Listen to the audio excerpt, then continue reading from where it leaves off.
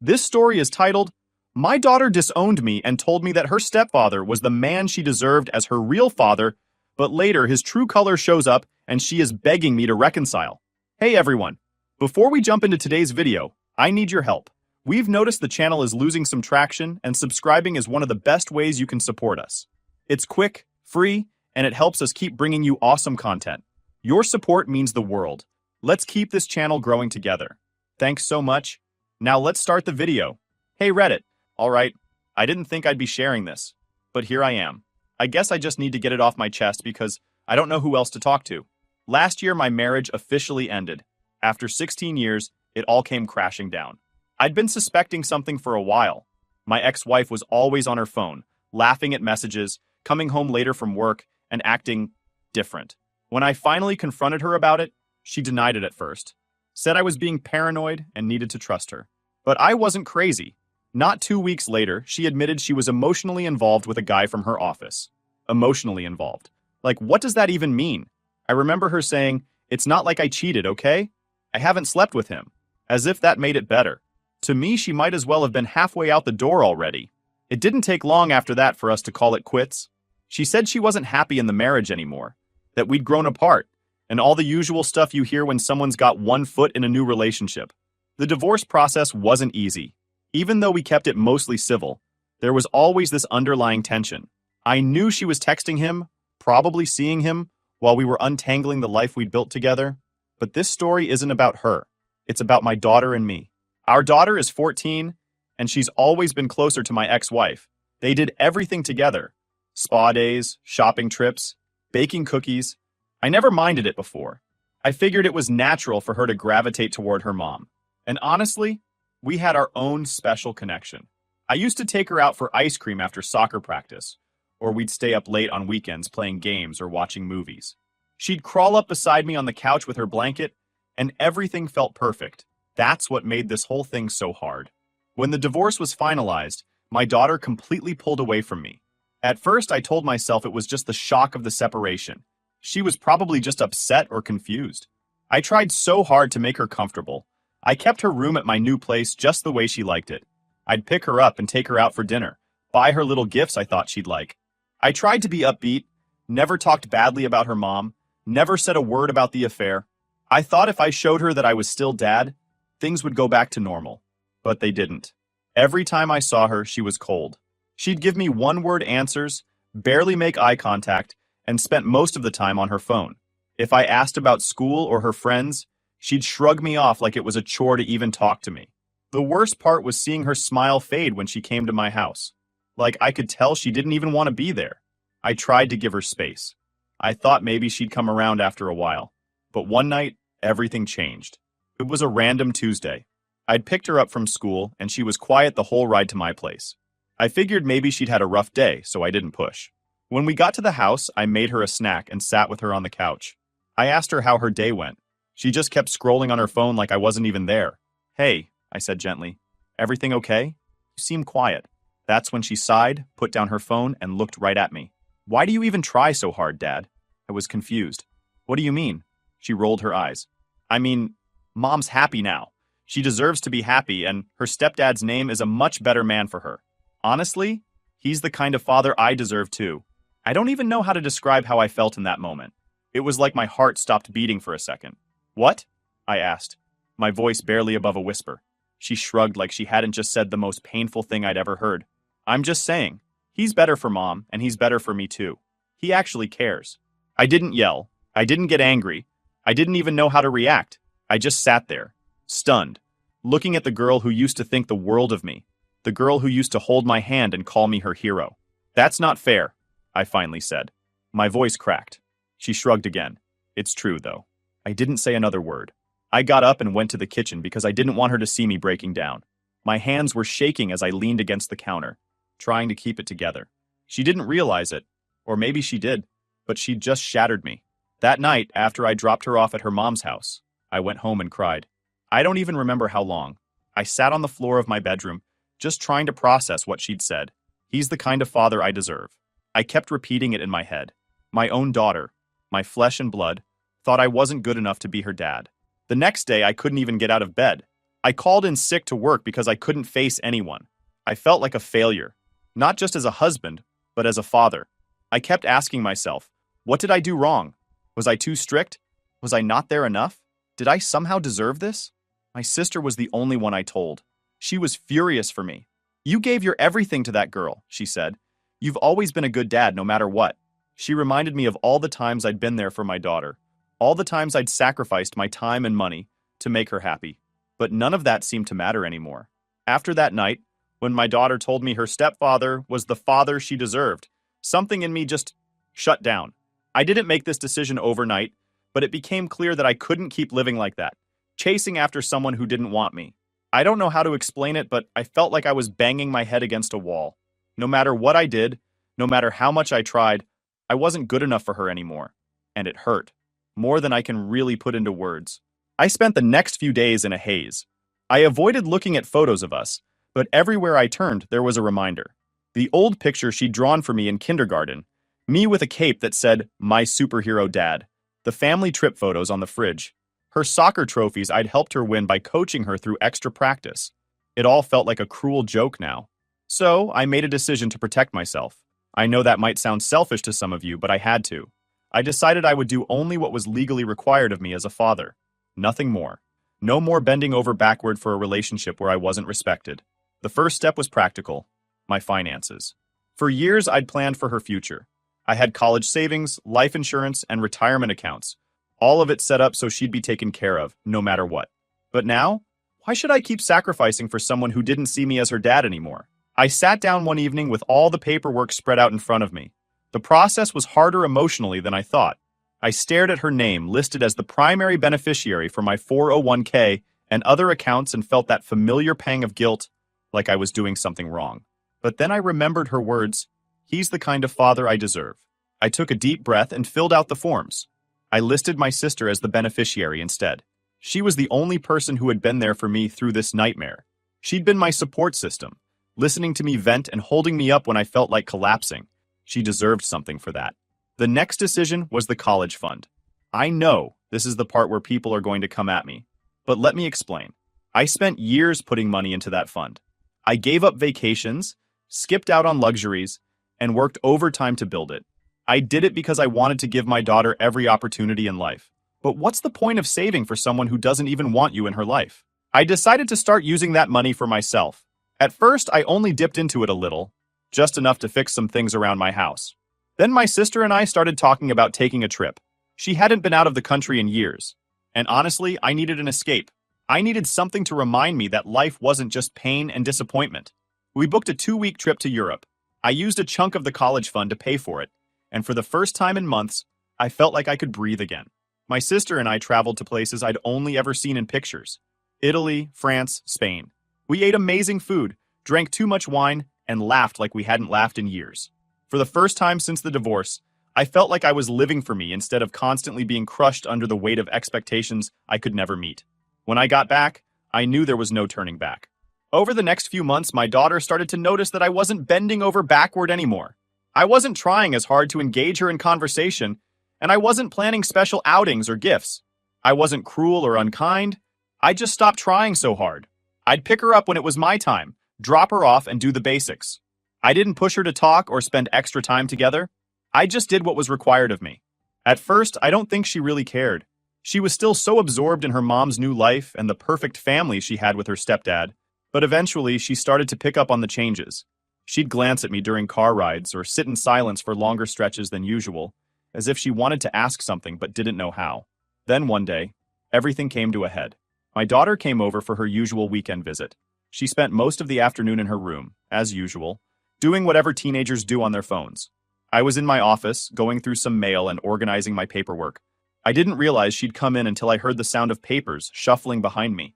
"What are you doing in here?" I asked, startled. She had a handful of documents in her hand. I froze when I saw what they were, the beneficiary changes. "What's this?" she asked, holding up the papers. "Those are personal," I said, trying to keep my voice calm. Her face was flushed with anger. "Why is Aunt Sister's name the beneficiary? What happened to me?" I didn't know what to say at first. I hadn't planned for her to find out like this. "I've made some changes," I said quietly. "What does that even mean?" she yelled. You took me off. You're leaving everything to Aunt's sister's name now? Why would you do that? I sighed, trying to steady myself. Because, daughter's name, I can't keep pouring into a relationship where I'm not wanted. You told me your stepdad was the father you deserve. I heard you loud and clear. Her eyes welled up, but she was too angry to let the tears fall. That's not fair. That's my college money. You're ruining my future. I shook my head. I spent years saving that money because I wanted you to have the best. But you've made it clear where I stand in your life. I'm not going to keep giving to someone who doesn't respect me. You're abandoning me, she yelled. I'm not abandoning you, I replied firmly. I'm still doing everything I'm required to do. But I need to take care of myself too. I can't keep giving when it's just hurting me. She didn't say another word.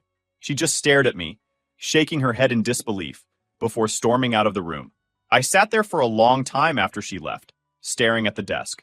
I felt torn in two. Part of me wanted to chase after her, to hug her and tell her I'd fix everything.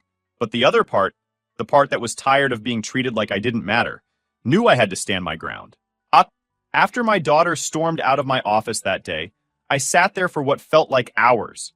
My mind was racing, but at the same time, it felt empty. I kept replaying her words over and over in my head. You're ruining my future. I'd heard anger in her voice, but there was something else too. Something deeper that I couldn't quite place. Maybe hurt? Maybe shock? I don't know. But I didn't let myself dwell on it for long, because I had to remind myself of why I did what I did. She had made it clear to me for months how she felt about me. I wasn't wanted in her life.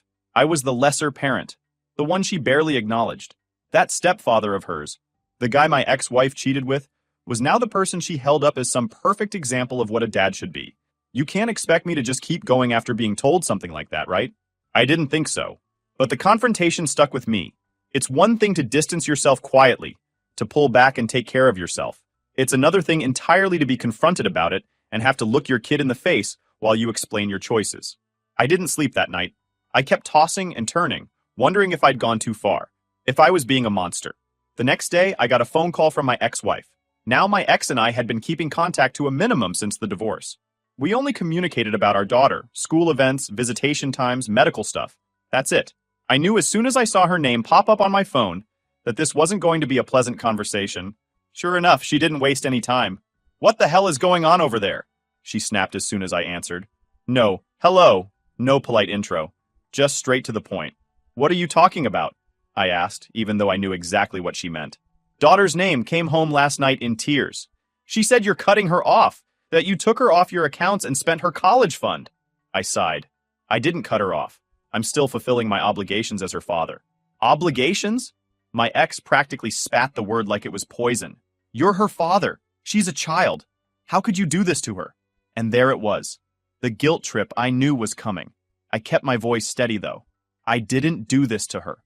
I've been doing everything I can for her. I've tried for months to be a part of her life, but she made it clear she doesn't want me there. I'm not going to keep throwing everything I have into a relationship where I'm not respected or valued. I'm done being treated like I don't matter. She's just a kid, my ex shouted. You're the adult here. You don't get to act like this because your feelings are hurt. That stung, I won't lie. My feelings were hurt. They were shattered. But I also wasn't about to let her turn this all around on me. I'm not acting out of spite, I said firmly. I'm protecting myself. She told me her stepdad is the father she deserves. Do you know what that did to me? There was silence on her end for a moment. Maybe she didn't expect me to say that. I don't know. Finally, she replied, quieter this time. She didn't mean that, you know. She's a teenager. She says things she doesn't mean. I let out a bitter laugh. Funny how everyone always wants to excuse what she says and does.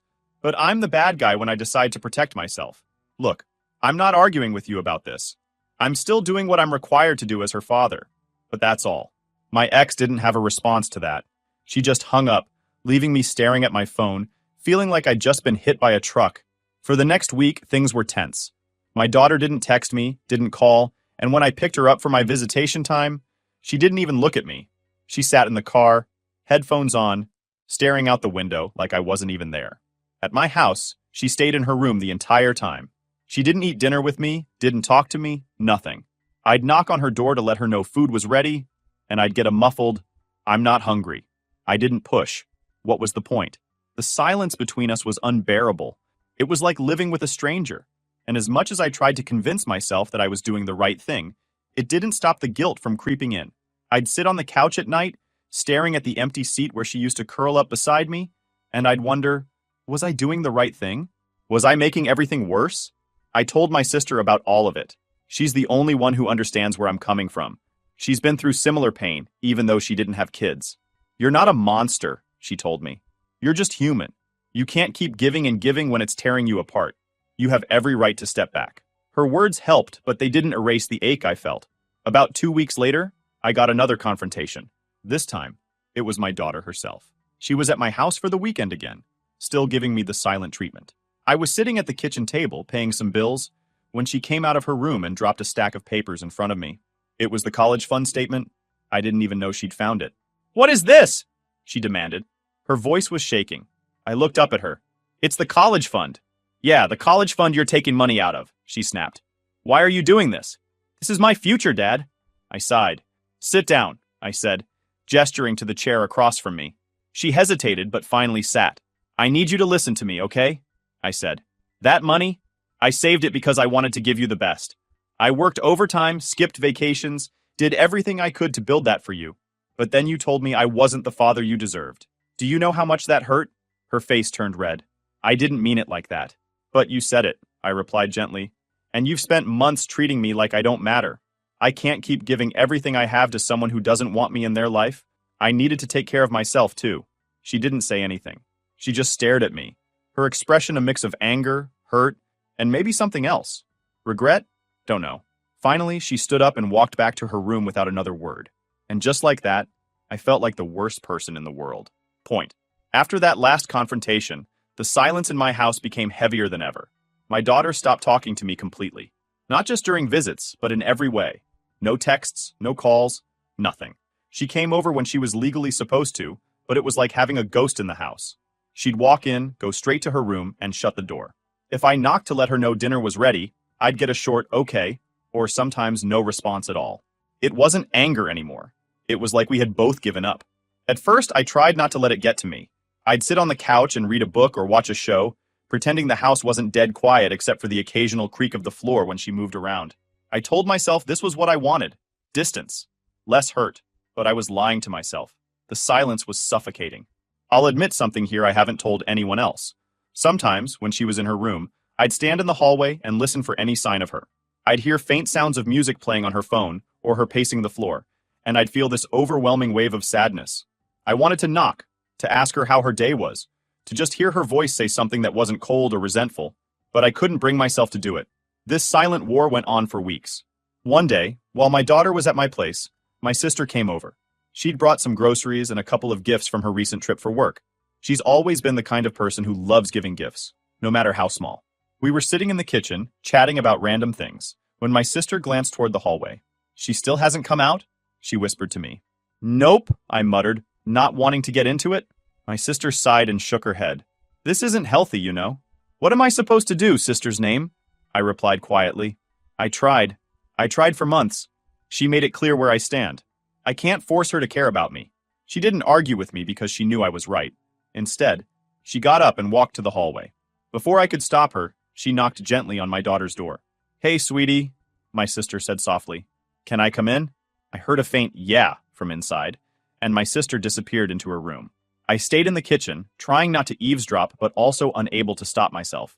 I couldn't hear everything, but I caught bits and pieces of their conversation. "She's just really mad," my sister said later, after she came back to the kitchen. "She feels like you're punishing her." I looked at her, stunned. "Punishing her? How?" "She sees the money stuff as a punishment," my sister replied. "Like you're taking everything away from her because she hurt you. She doesn't get that you're trying to protect yourself." I sighed, rubbing my temples. How do I make her see that? I'm not trying to ruin her life. I'm just done being a doormat. I can't keep letting her treat me like I don't matter. "I don't know," my sister admitted. "But this silence isn't helping either of you." She was right. I knew she was right. That night, I decided to try talking to my daughter. I didn't know what I was going to say, but I figured anything was better than the Cold War we'd been living in. I knocked on her door, and for once, she didn't ignore me. "Come in," she said, though her voice was flat. I opened the door and found her sitting on the bed, knees pulled up to her chest, staring at her phone. I sat down on the edge of the bed, leaving space between us. For a long moment, neither of us said anything. Finally, I spoke. Can we talk? She shrugged. About what? About everything, I said. About how we got here. She didn't look at me. You don't want to talk to me. You've made that clear. That's not true, I said quietly. I do want to talk to you. But every time I tried, you shut me out. You treated me like I was nothing. Do you know how much that hurt? She looked up then, and I saw something flicker in her eyes. Maybe guilt. Maybe sadness. I didn't mean to. But you did, I interrupted gently. You told me I wasn't the father you deserved. You chose your stepdad over me. And I get it. Maybe he's great. Maybe you like him. But that doesn't mean I stopped being your dad. She looked down at her hands, silent. I've made mistakes, I admitted. Maybe I pulled away too much. Maybe I made decisions you don't agree with. But I did it because I didn't know how else to protect myself. You have no idea how much it hurt to hear those words from you. To feel like I didn't matter to you anymore. Her voice was quiet when she finally spoke. I didn't mean it like that. I was mad. And you were always so serious and quiet after the divorce. It felt like you didn't care anymore. I felt a lump in my throat. I care more than you know.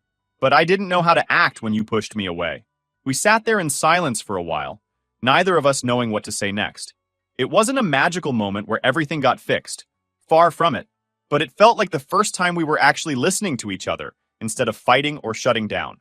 Before I left her room, I said, I don't know how to fix this, but I want to try. You're still my daughter. I still love you. She didn't respond, but she didn't tell me to leave either. It had been a few weeks since I told my daughter the truth, that I wasn't going to keep chasing after someone who didn't want me in their life. Things were quiet, but not in a peaceful way. She still came over for her visits, but it felt more like a formality than anything else. She stayed in her room most of the time, and I let her. I wasn't going to force her to be around me anymore. Then, out of nowhere, everything changed. It was late one Friday night when my phone rang. I was half asleep, and for a second I thought I was dreaming when I saw my daughter's name pop up on the screen. She never called me, ever. I sat up quickly, my heart pounding as I answered. Hello? Her voice came through the line, choked with tears. Dad, can I come over? I was instantly on alert. What's wrong? Are you okay? Please, she whispered. Can I just come over? I don't want to be here right now. I didn't ask any more questions. Of course, I'll come get you. When I pulled up to my ex-wife's house, my daughter was already outside, sitting on the curb with a backpack next to her. She looked smaller than I'd ever seen her, like a kid again. Her face was blotchy from crying, and when she saw me, she stood up quickly, wiping her eyes. What happened? I asked as she climbed into the passenger seat. She didn't answer right away. She just stared out the window, her arms crossed tightly over her chest. Can we just go? She said softly. I nodded and started driving. We sat at the kitchen table later that night. I'd made her some tea, and she held the mug between her hands like it was the only thing grounding her. She was quiet for a long time before she finally spoke. Stepdad's name cheated on Mom, she said, her voice barely above a whisper. I froze. I hadn't expected that. What? She swallowed hard and looked down at the table. They had this huge fight tonight. Mom found out he's been seeing someone from his gym. I guess it had been going on for a while. She yelled at him and he lost it. I clenched my fists under the table. Lost it how? Her lip trembled, and I could see the tears welling up again. He started saying all these awful things. About her. About me. He said Mom was pathetic for trusting him, and he called me a spoiled little brat. He said I'm just as worthless as she is. I felt my blood boil. My chest tightened, and I had to take a deep breath to calm myself down before I spoke. He said that to you? She nodded, tears streaming down her face now. Yeah. He told Mom he's sick of playing dad to someone else's kid, like it was some chore for him. I sat back in my chair, trying to process what I was hearing. I didn't know how to feel. On one hand, I was furious. Furious that this man, who had been so smug and perfect in her eyes, had shown his true colors. On the other hand, I felt a dull ache because this was exactly what I had feared. My daughter had built him up as the perfect father, the man I could never measure up to, and now he had torn her down. Why didn't you call your mom? I asked gently. She was crying, she whispered. I didn't want to be there. I didn't want to hear them fighting anymore. She looked up at me then, her eyes red and swollen. I didn't know where else to go. The words hit me harder than I expected. For months, she had treated me like I was nothing, like I didn't matter. Now, when her world was falling apart, I was the one she turned to. I wanted to comfort her, to wrap her in my arms and tell her everything would be okay, but I couldn't ignore the months of hurt she had put me through, The way she had chosen that man over me, thrown me aside like I was replaceable. The next morning, she came downstairs while I was making coffee. She looked like she hadn't slept, but she was calmer. "Dad," she said quietly, standing in the doorway. I turned to face her. "What is it?" She looked down at the floor, wringing her hands. "I'm sorry." "For what?" I asked, though I already knew. "For everything," she said. Her voice cracked. "For saying all those awful things to you. For shutting you out. For treating you like you didn't matter. I was wrong. I thought he was, I don't know, better, I guess. I thought he cared about me more than you did. But he doesn't. He never did. I was so stupid." I stared at her for a moment, letting her words hang in the air. Part of me wanted to forgive her right then and there. I wanted to tell her it was okay, that we could put everything behind us. But another part of me couldn't forget the months of coldness, the way her words had cut me to the core. "I'm glad you're starting to see the truth," I said carefully. "But it doesn't undo everything that happened, daughter's name. You pushed me away. You made me feel like I wasn't good enough to be your dad. And now, just because he showed his true colors, you want to come back?" Her eyes widened, and she looked like I had slapped her. "I'm not asking for you to fix everything," she said, her voice trembling. I just want to try again. I want to have a relationship with you. Please, Dad." I shook my head slowly. "I don't know if I can do that." "Why not?" she asked, tears spilling down her cheeks again. "Because it's not that simple," I said. "I spent months trying to be a part of your life, and you shut me out. You treated me like I was nothing. I can't just forget that." "I was wrong," she sobbed. "I didn't know what I was doing. I was mad at you because of the divorce, and I took it out on you. I thought stepdad's name was better than you, but I was wrong. He's awful. He doesn't care about me. But you do." I looked at her, feeling that familiar ache in my chest. "I do care about you. I always have. But I can't keep putting myself in a position to be hurt again. I need time, and you need to figure out who you are and what you want." "So that's it?" she asked quietly. "You're just going to give up on me?" "I'm not giving up on you," I replied. "But I'm not going to let you hurt me again. If you want to fix this, it's going to take time. I need to see that you actually mean it, not just because things fell apart with him." She wiped at her face and nodded, though I could see how much it hurt her. "Okay," she whispered. "I'll prove it. I promise. So Reddit, please help me. Should I forgive my daughter,